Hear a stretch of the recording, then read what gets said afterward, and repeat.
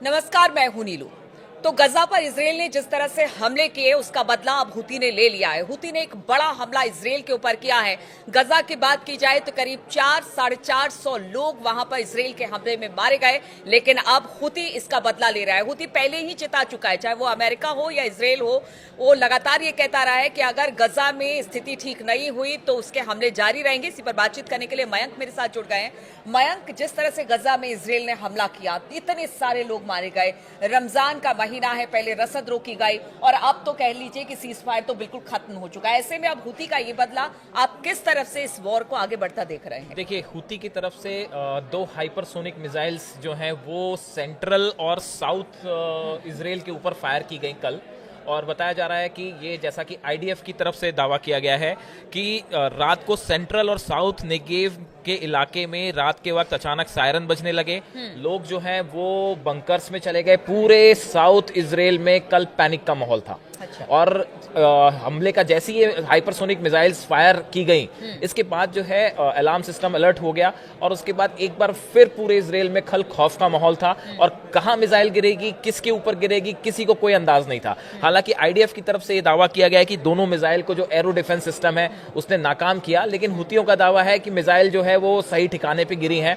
देखिए, असल में ये जो दोनों मिसाइल्स फायर की गई, ये नेवेतिम जो एयरपोर्ट है, एयर बेस है, उसको टारगेट करके ये दोनों हाइपरसोनिक मिसाइल्स जो है वो फायर की गई थी। ज्यादा से ज्यादा डैमेज, जी, ज्यादा से ज्यादा डैमेज। और निशाने पर आम आदमी नहीं था, निशाने पर इसराइल की एयरफोर्स और आर्मी है। ये बार बार कोशिश की जाती है कि निशाना जो बनाने की कोशिश होती है वो इसराइल के आम आदमियों को नहीं होती, ऐसा हुती और हमास कहते हैं। हमारा टारगेट जो है वो इसराइल की आर्मी है और एयरफोर्स है, उसको लेके ये हमले किए गए थे। दूसरी तरफ अब इसराइल का कहना ऐसा है कि हमले हमने नाकाम कर दिए हैं, लेकिन हुती और हमास दोनों की तरफ से ये बात साफ कर दी गई है कि जो अटैक गजा में इसराइल ने किया है इसका बड़ा बदला लिया जाएगा और आने वाले कुछ दिनों में इसराइल पर इससे भी बड़े हमले के लिए इसराइल को तैयार रहना चाहिए। और देखिए, ये एक हमने पहले भी कई बार देखा है कि इसराइल का जो डिफेंस सिस्टम्स हैं, वो चाहे आयरन डोम हो, चाहे एरो हो, ये सब सिस्टम्स पहले भी फेल हो चुके हैं कई बार। तो ऐसे हालात में पूरे इसराइल में एक पैनिक का माहौल था। रात के वक्त अचानक सायरन बजने लगते हैं कि भाई मिसाइल अटैक है, मिसाइल कहाँ पे गिरेगी, क्या बड़ा नुकसान तो नहीं हो सकता।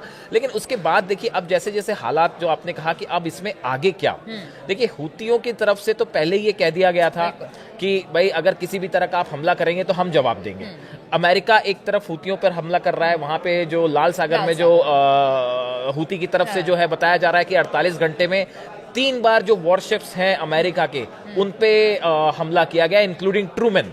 तो देखिए, ये बड़ा अटैक है जो हुतियों की तरफ से जो है किया गया। उसके बाद अमेरिका उसे काउंटर कर रहा है, लेकिन जिस तरह से एक बार फिर हालात आप देखिए कुछ फिर से वैसे ही होते जा रहे हैं जैसे 17 महीने पहले थे। जैसे देखिए, हुती अब गजा पर हुए हमले का बदला ले रहा है, लेकिन हमास भी चुप नहीं बैठेगा।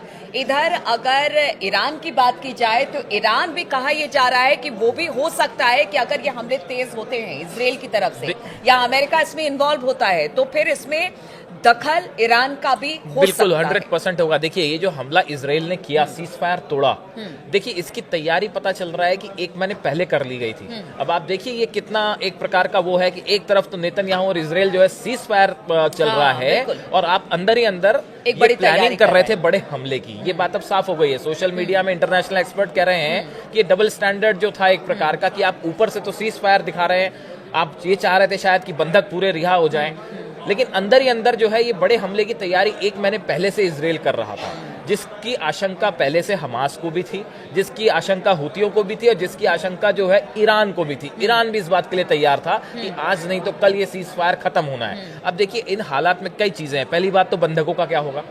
हमास ने साफ किया अगर इस तरह के हमले जारी रहे तो बंधकों की जान को खतरा है। बात नंबर 2 ये है कि इसराइल को लेकर एक बार फिर से वही सिचुएशन दिखाई दे रही है कि एक तरफ हुती, हमास जो है इस्लामिक जिहाद जो ऑर्गेनाइजेशंस हैं वो एक बार फिर एकजुट हो रहे हैं। तो ऐसे में किसी भी दिन जो है आप देखिए कि अभी पिछले इसराइल में कई छोटे छोटे हमले हुए और नागरिकों, जो फिलिस्तीन से जुड़े नागरिक हैं, उन्होंने अंदर घुस के हमले किए हैं। तो ऐसा नहीं है कि इसराइल भी पूरी तरह सुरक्षित है। इसको लेके इसराइल की सुरक्षा नेतन्याहू सरकार के लिए एक बड़ी चुनौती है और आने वाले दिनों में इसराइल पर हम देख सकते हैं कि कोई बड़ा हमला हो सकता है। बिल्कुल, तो इसराइल पर बड़ा हमला हो सकता है। हालांकि अमेरिका ये कह रही है कि वो अगर इसराइल पर कोई बड़ा हमला होता है तो वो इसराइल के साथ खड़ी है। लेकिन इस वक्त जो हालात मिडिल ईस्ट में पैदा हो रहे हैं, जो इस वक्त स्थिति बनी हुई है, हुती, हमास और अगर बात की जाए बाकी संगठनों की, ईरान का भी अगर इसमें दखल होता है, तो कहां पर जाकर और किस तरह से ये जो पूरे हालात हैं वो बनते हैं, इस पर लगातार हमारी नजर बनी रहेगी। आप बने रहिए हमारे साथ।